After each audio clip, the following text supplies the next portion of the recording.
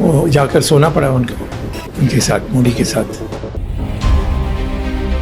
ভারতের প্রধানমন্ত্রী নরেন্দ্র মোদীকে ঘিরে নতুন করে তীব্র বিতর্কের সৃষ্টি হয়েছে। তার বিরুদ্ধে গুরুতর অভিযোগ সামনে এনেছেন ভারতের বর্ষীয়ান রাজনীতিবিদ শামী, যিনি একসময় ক্ষমতাসীন দল ভারতীয় জনতা পার্টির সঙ্গে যুক্ত ছিলেন।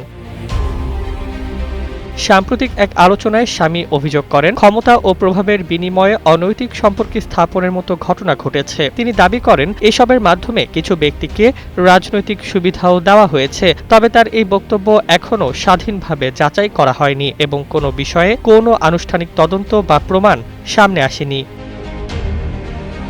এই বিতর্কে নতুন মাত্রা যোগ করেন লেখক ও সাবেক সাংবাদিক মধু পূর্ণিমা কিশোয়ার, যিনি একসময় মোদির ঘনিষ্ঠ হিসেবে পরিচিত ছিলেন। বিভিন্ন আলোচনায় তিনি শামীর অভিযোগকে সমর্থন করেছেন বলে দাবি করা হচ্ছে। তবে বিশ্লেষকরা বলছেন, এমন গুরুতর অভিযোগের ক্ষেত্রে নিরপেক্ষ তদন্ত ও প্রমাণ অত্যন্ত গুরুত্বপূর্ণ।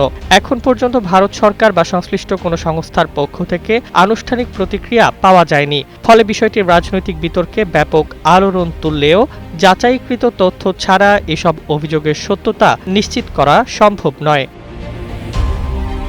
Desk report, Bangladesh bulletin.